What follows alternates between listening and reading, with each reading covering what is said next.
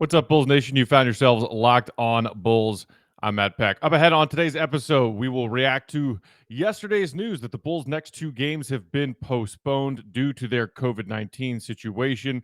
And we'll dive into our mailbag for a couple of interesting trade ideas, a couple of names that we haven't talked about yet. That's all ahead on a fresh Locked on Bulls. Let's go.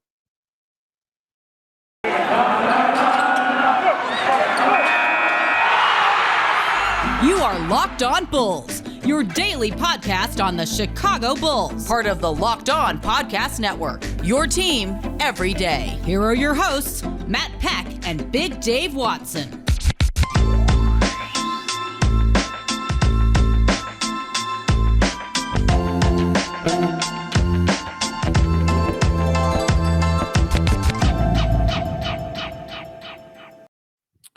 What's up and welcome into Locked On Bulls, part of the Locked On Podcast Network, your team every day. I'm Matt Peck. You can follow me on Twitter at Bulls_Peck. You can follow my co-host Big Dave at BAWL Sports. You can follow us at Locked On Bulls. And as always, you can hit us up on that text and voicemail line. That number is 331-979-1369. Today's episode is brought to you by TrueBill. TrueBill, the new app that saves you money by helping you identify and stop paying for those subscriptions that you don't want or need, and can even negotiate better deals on the ones you want to keep. What's up, y'all? Matt here. Big Dave off today. We'll be back tomorrow. So wanted to do a little catch up with the news that, of course, broke right after we finished recording our Monday episode yesterday, when we were talking about if and when the NBA might step in and postpone some Bulls games due to the fact that they have 10 players in health and safety protocols right now. And sure enough, soon after we finished recording, the NBA made that announcement. The Bulls game against the Pistons tonight postponed, as well as their game scheduled on Thursday in Toronto against the Raptors. So the Bulls get a little bit of a reprieve here and hopefully get some guys back in the coming days. In addition to those two games being postponed, the other interesting wrinkle that was announced earlier today, the Bulls game against the Lakers, which is scheduled for Sunday, this coming Sunday, December 19th, was originally supposed to be an afternoon matinee tip-off, 2:30 p.m. Chicago time. They have pushed that to a 7 p.m. Central time tip-off, perhaps to even just give the Bulls a little bit more breathing room and maybe even get a couple more players cleared for that tip-off. Obviously, this is a huge necessary win for the Bulls with these postponements. It might be tricky as far as the league trying to reschedule these games, but Detroit and Toronto, both close proximity cities to Chicago. It's not like trying to reschedule, a game out west. But unlike last season, when the league, if you recall, scheduled the first half of the season's games and then built in time in the back half of the season schedule for postpone game makeups, because they assumed they would have to deal with postponing games because of the non-bubble season that they were about to go through. They did not build that in this season. We're playing 82, not 72, and the schedule was built to be played as is. So we will see if and when those games get rescheduled. Perhaps on either side of the All-Star break might be an opportunity for those games to happen, kind of bookending, one before All-Star break, one coming out of All-Star break, which might shave into those teams' All-Star breaks by a day on either side. We'll see how that goes. But clearly, the Bulls, yes, technically had 8 players available for tonight. And, knock on wood, between when Dave and I talked yesterday and now, no additional Bulls players have been placed in health and safety protocols. So count that as a win, I guess. But it really was not sustainable for the Bulls to continue playing these games with the players that they have. No offense to those players. But 4 of your 8 that were remaining are essentially G League guys: Cook, Dotson, two-way players, Marko Simonovic, second round pick who really hasn't seen any real minutes in the NBA, has been mostly spending his time with the Windy City Bulls, and then Alfonso McKinney, one of their hardship exception players who has just arrived. So those are 4 of the 8 remaining that you had available. And you've clearly seen the Bulls struggle in their previous 2 games, losses to Cleveland and Miami. So the Bulls get a much needed breath here to try to, first of all, prevent the spread and get some of these guys back. Because while the Bulls, again, knocking on wood, have not had any players today enter health and safety protocols, we're starting to see more of these situations prop up around the league. I believe 4 Brooklyn Nets players earlier this morning announced to have been placed in health and safety protocols, including LaMarcus Aldridge. And speaking of the Bulls scheduling to play the Lakers on Sunday, just coming across my Twitter feed midday here on Tuesday, the Lakers canceled their practice today. Their scheduled flight to Dallas to play the Mavs is TBD now because Talen Horton-Tucker has tested positive for COVID-19, and they are all going through some rapid testing right now before getting on that plane and going to Dallas. So at least one member of the Lakers now entering in health and safety protocols. We'll see if any other players turn up positive tests now after THT. But that, after these 2 postponements Tuesday, Thursday, was the Bulls' next game schedule. So the Lakers come to town to Chicago on Sunday. The Bulls might, at that point, get some players back. But then, do you really want to be playing this Lakers team that could have players out there who have not yet been discovered to have tested positive yet?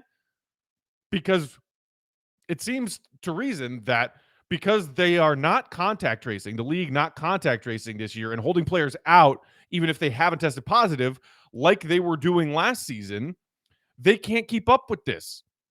And that's how you've seen this outbreak happen with the Bulls, where, okay, a player tests positive and they put him in protocols. And then the next day, one of his teammates tests positive because the guy who tested positive yesterday was out there playing with his teammates yesterday. And they're scrambling right now. So does the league also postpone this Bulls-Lakers game? If THT is not the only Laker to test positive between now and Sunday, which is still 5 days away, playing that game doesn't make a whole lot of sense either. And, as someone who's covering the Bulls, you're thinking, we're finally going to start getting some of our guys back from protocols. Do we really want to subject this team to going out there and playing a Lakers team that could have some, covered up, yet to be discovered positive cases? Right back into health and safety protocols. Or some of the guys who have not yet gotten it on this Bulls roster, guys who have been able to avoid it thus far. Chief among them, Lonzo Ball, who's playing heavy minutes for the shorthanded Bulls right now. It just seems like yet another unnecessary risk. But so here's that situation as it stands when it comes to the Bulls getting guys back. Kobe White entered protocols December 1st, Javonte Green December 3rd, DeMar DeRozan December 6th, and Derrick Jones Jr. December 9th.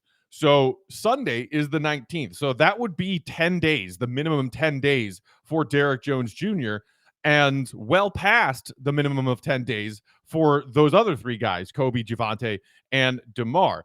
If this Bulls-Lakers game is a go and does not get postponed on Sunday, which seems a little crazy right now given the THT positive test this morning, the Bulls could hypothetically have 4 guys back, which would be a big help considering one of those 4 could be your team's MVP, your team's leading scorer, DeMar DeRozan.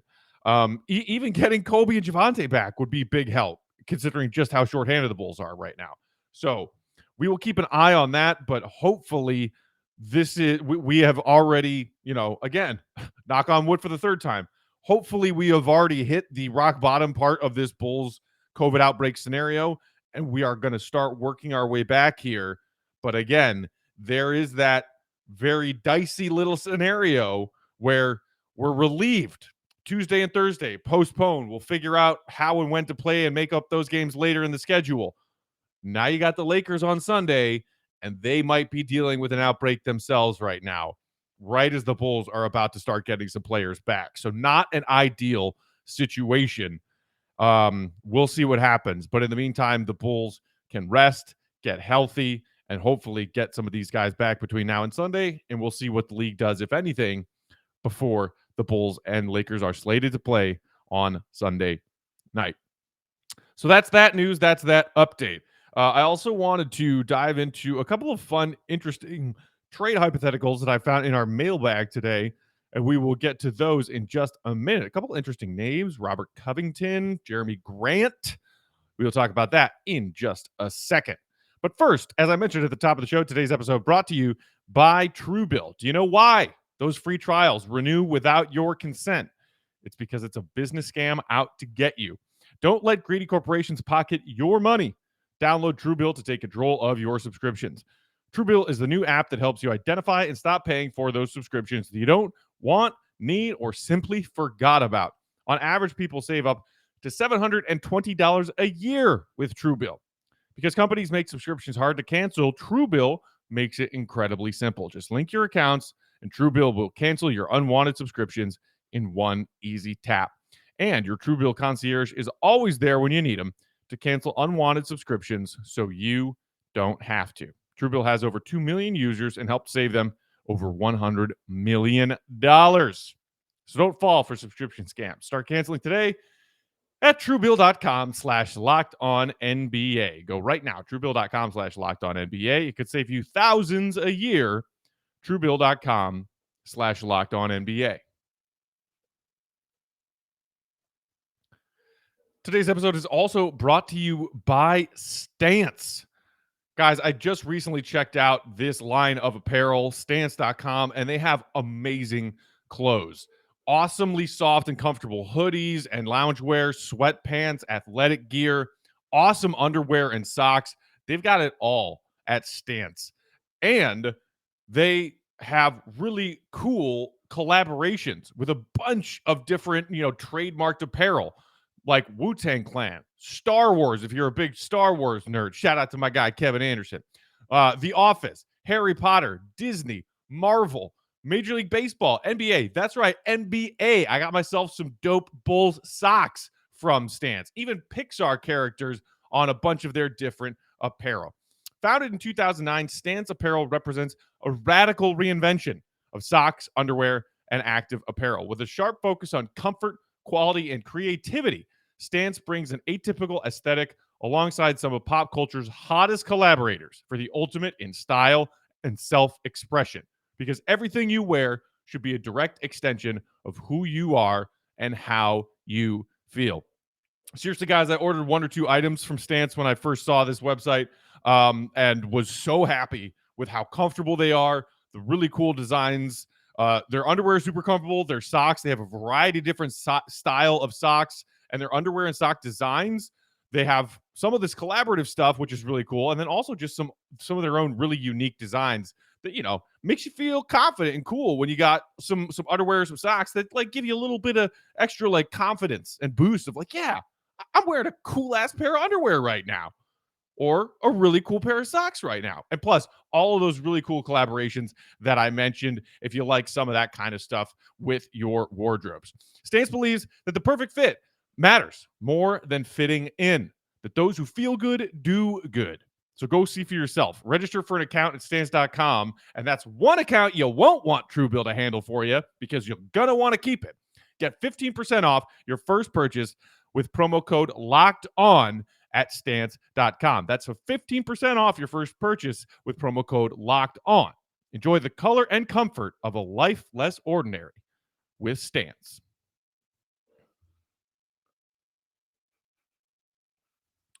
All right, let's talk about some fun trade hypotheticals. If you haven't listened to it, by the way, the most recent episode, or maybe second most recent episode of the Low Post, Zach Lowe, he brought on Bobby Marks, and they had like an hour-long conversation about a whole bunch of different trade scenarios going on. We're a day away from that December 15 mark where a whole bunch of players who are currently in the league are untradeable become tradable, and we are, in that window where the NBA hot stove is going to get really interesting because everybody, I think, right now sees the league as wide open. Obviously the Warriors and Suns look really strong over there in the West, but I think a lot of teams in the league are thinking to themselves, hey, we can make a play. And what is that trade that we need? Plus, you've got all kinds of drama going on with what's going to happen with Ben Simmons in Philly, what's going to happen with Kyrie in Brooklyn, what's going to happen with Dame and or CJ in Portland. So there's going to be a lot of fun and interesting trade talk, and we could see some huge like mega trades go down in the middle of this season. Speaking of Dame and CJ and those Blazers, interesting trade hypothetical that I saw in our mailbox that I want to talk about now. This text comes to us from Jeff in the 302, who said, seeing a lot of unrealistic names thrown around for a power forward acquisition like Sabonis, who we've talked about. Who do you think is a realistic target? I'm curious about Robert Covington. Last year of a contract, 30 years old. Wouldn't be surprised to see both his offensive and defensive numbers improve with the Bulls. The combo of him and Tony, whose play deserves more support from fans, might get us to the ECF, Eastern Conference Finals. That's Jeff from the 302. Thanks for checking in, Jeff. Yeah, so interesting stuff going on with Covington in Portland this season. And I think I even saw in their most recent game that Larry Nance Jr. replaced him in the starting lineup. Look, obviously, there's a lot going on in Portland right now. And a lot of people wondering, is this finally going to be the time when they decide to pull the trigger on a Dame trade or a CJ trade to do something to try and get that organization, back in some kind of positive direction? So Covington could be an afterthought for the Blazers front office right now as far as what they need to figure out. What is priority 1A, and where does Covington fall on that list? Covington is an interesting idea of a match for the Bulls, in my opinion. Obviously gives you a little bit of that size that the Bulls are looking for potentially in a midseason deal. I think I saw somebody else talking about, hey, could the Blazers use maybe a Troy Brown Jr.? Like, they certainly could use a wing who's decent on the defensive end, a plus player on the defensive end.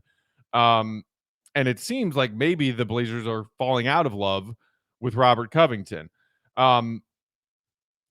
There's things I like and things I don't like about Covington. I think we've kind of figured out that he is not the player that a lot of people thought he was a few years ago. As our texter mentioned, he actually 31. It's today. Happy birthday, Robert Covington. Turned 31 years old today. You kind of know what he is, and his offensive numbers are just bad. He's shooting 38.7% from the field this season. Is hitting 34%, just over 34% from behind the three-point line on 4.5 attempts per game. So you at least have to acknowledge his presence behind the three-point line. You can't ignore him like a lot of Bulls opponents have been doing with certain guys on this roster who just cannot shoot threes, at all. What's up, Javonte Green? So there is that. He does give you that size. I think he's got a 7'2" wingspan in addition to his frame, 6'7", 6'8". So certainly, big enough to play the power forward position right now. Could even get away with some small ball minutes at the 5 if you really wanted to do that, if you're Billy Donovan. Question being, what would it take? If Portland is interested in moving on from Covington and don't want to just, see him go for nothing in the offseason, can the Bulls get him for a player swap? Troy Brown Jr. also on an expiring deal. Covington is making more, I believe, this season. Covington on the final year of, I want to say like around a $10 million deal, 12.9. Yeah. So just under 13 mil for Covington this season, unrestricted free agent in 2022 at the end of this season. So there's an interesting wrinkle too. If the Bulls maybe wanted to float Troy Brown Jr., say, hey, Portland, we know you could use some perimeter defense, a quality wing defender. How about Troy Brown Jr.? Troy Brown Jr., restricted free agent, a qualifying offer of, one second, I have that pulled up too, significantly less than Robert Covington. Qualifying offer of $7.2 million for the 22-23 season. He's making 5.1 this season. And again, restricted free agent Troy Brown Jr. in 2022. So I'm not sure what the Bulls' plans are with Troy Brown Jr. When the Bulls had a mostly healthy roster, it seemed like he was not in Billy Donovan's rotation other than some spot minutes because somebody got in foul trouble. The Bulls, they got Troy Brown Jr. with that Washington trade, and then he played a handful of games before getting that bad ankle sprain, and I just kind of since then never really found his footing with this team and in Billy Donovan's lineups and rotations. Obviously, I think the Bulls could see Covington for Troy Brown Jr. as an improvement of an area of weakness on their roster. And again, when healthy, when everyone available, didn't seem like they were really using Troy Brown Jr. that much. But what is the incentive there for Portland? Is it enough of a hey, you guys are a little bit, log jammed that power forward spot, and you could really use like a quality, two-way wing. I don't know. I don't know if that's enticing enough for Portland. You might need to throw in a sweetener. And then if you're AK and Eversley thinking about this as a potential trade for improving your roster for the back half of this season in a playoff run, but then also thinking long term, again, Covington, 31 years old, coming off a final year of a contract where he's making just under $13 million, unrestricted free agent. So the Bulls, if they keep Troy Brown Jr. and see him as a viable piece, have a little bit of control with him this offseason. They would not have any upside control if they wanted to keep Robert Covington long term. Do they want him on a half-season loaner for a playoff run and then let him walk and get paid by some team, trying to make a splash and signing a 31-year-old Covington as an unrestricted free agent to more money than he's worth? I don't necessarily know if that's something that AK and Eversley would be interested in. But Covington is definitely an interesting name that I think Bulls fans could keep an eye on. But again, where is Covington in the row of dominoes, in the tier of dominoes of what exactly Portland needs to figure out this at this upcoming trade deadline? Because, by the way, and this also factors into the Bulls being owed Portland's first-round draft pick, which is lottery protected. The Blazers right now, 11-16. Holding on to that 10th and final spot, that last play-in spot in the Western Conference, by half a game over the Kings right now and the Spurs. That's rough. I mean, the Blazers are absolute trash defensively. And to Covington's credit, I actually looked at his number. Covington manages to have a positive defensive box plus minus so far this season on that absolute dumpster fire of a Blazers defense. So with that, his defensive capabilities, a little bit more size that the Bulls could use. I like Covington as a potential target, but is it a half season loaner? And what is Portland going to ask for a half season loaner? And do AK and Eversley see that as worth it potentially? It's an interesting one though. I would say far more viable, far more likely, far more possible than the Bulls making any kind of move to get those guys from Indiana, Sabonis and Turner, who, by the way, Pacers looked like they were kind of floundering and, were a few games under 500. Then they, rattle off a little winning streak. They're still 12-17, 5 games under. I mean, brutal, heartbreaking loss to the Warriors last night. They almost pulled that one off. They gave up, I want to say, like a 6 or 7 point lead late in the fourth quarter. Maybe the Pacers are just feeling things out and aren't set on trading those guys yet. But either way, Covington, far more realistic than Sabonis or Turner. So thanks, Jeff, for checking in with that potential Bulls trade. And there is another name that I saw in our inbox that I want to talk about because it's a name that's getting a lot of steam all over NBA Trade Talk right now. And that's Jerami Grant. So we will do that in just a minute. But first, today's episode is also brought to you by Boost Mobile. You listen to podcasts for the power of knowledge. Maybe not this one. Maybe you listen to this podcast for the entertainment value of me and Big Dave talking nonsense to each other. You switch to Boost Mobile for the power of saving money. Everyone loves saving money because with Boost, you get the power of a free 5G phone so you can listen to all the latest episodes. The power of 3 unlimited data lines for $30 a month per line so your family can harness all that brain power too. And the power of one of America's largest 5G networks so you can do it all at the speed of 5 I think that's just like a hair under ludicrous speed. With all that money you'll save and all that knowledge you'll gain, just how powerful will you become? Well, switch to Boost Mobile and find out. Get a free Samsung Galaxy A32 5G when you switch to one of America's largest 5G networks. More power to save with Boost Mobile. All right. Let's talk Jerami Grant. The 801 text in saying, I noticed rumors of a Jerami Grant Bulls trade.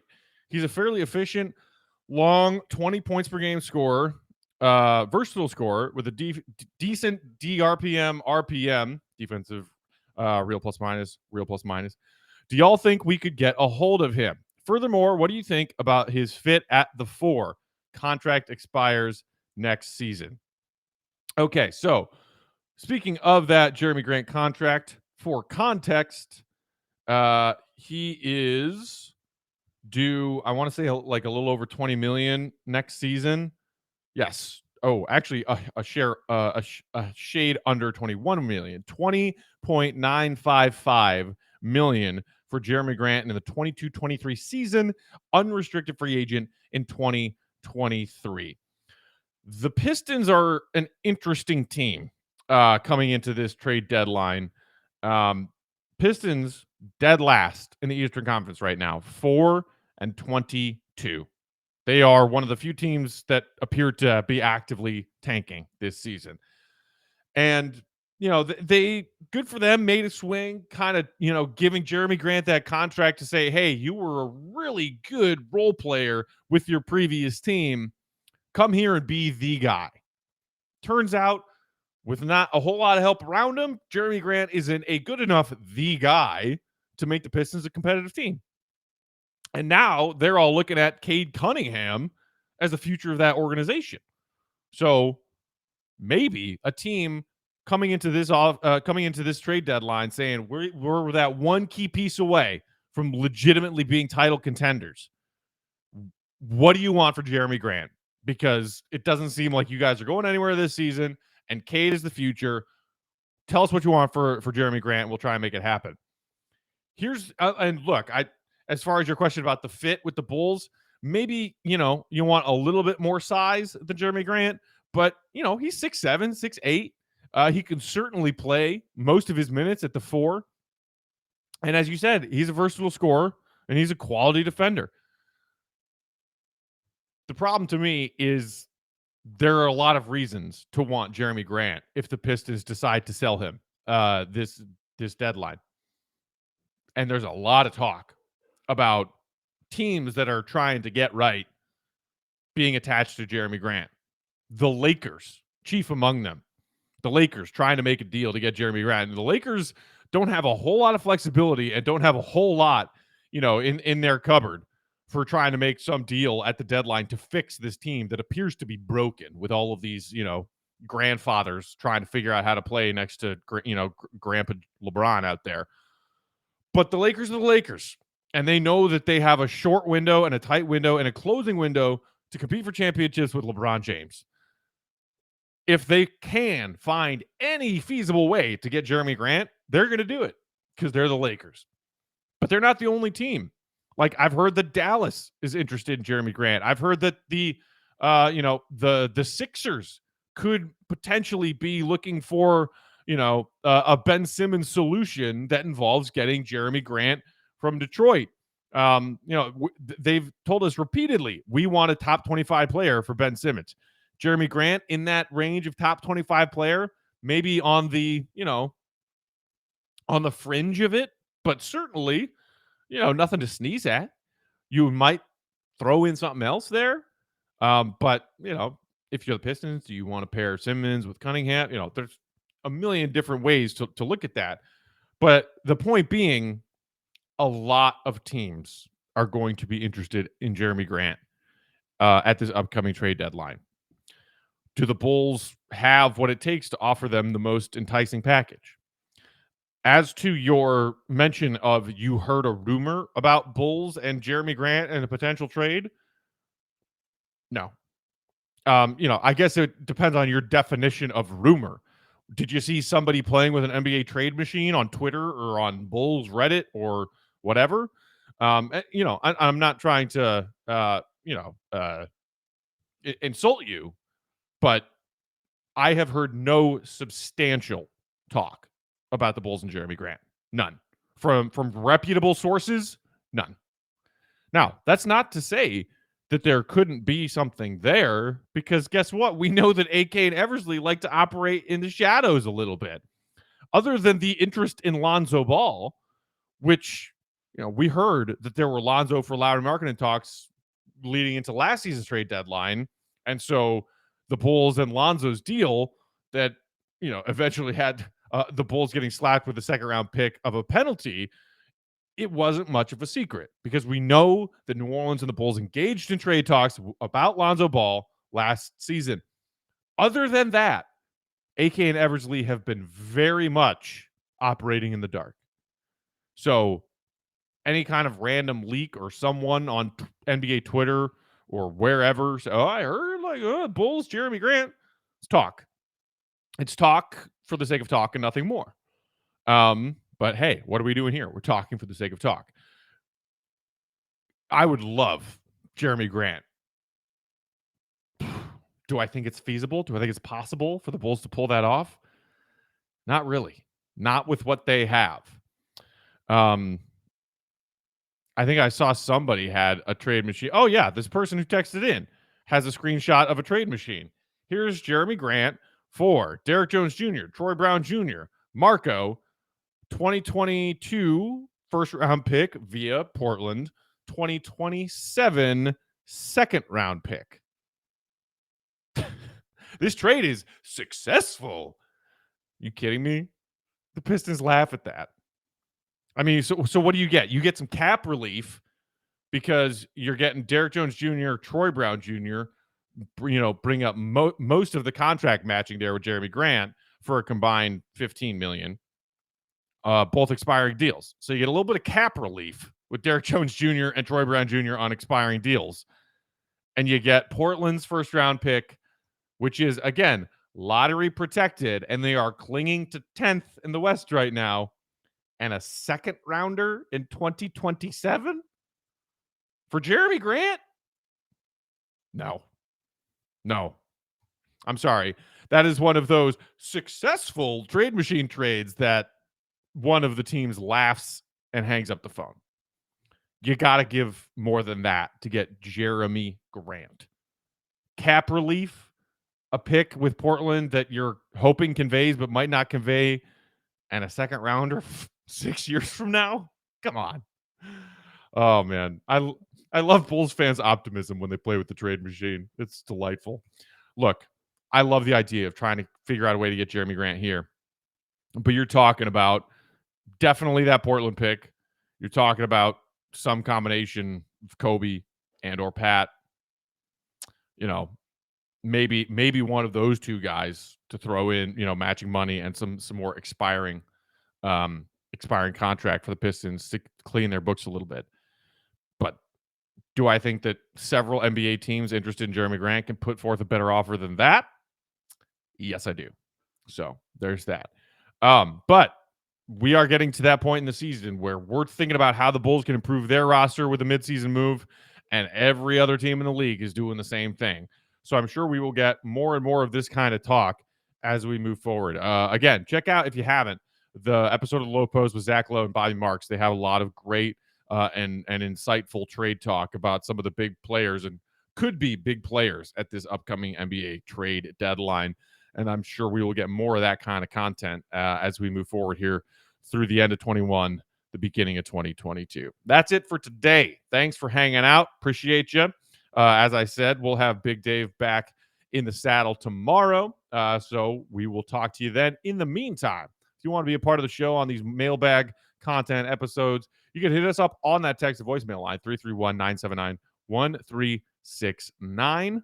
I am at Bulls_Peck on Twitter. Dave is at BAL, BAWL Sports. We are at Locked On Bulls. Everybody cross your fingers and hope for no more protocol tweets between now and when we talk again tomorrow. For Dave, I'm Matt, saying thanks as always for listening, Bulls Nation. See you, Red. Be good. Peace out.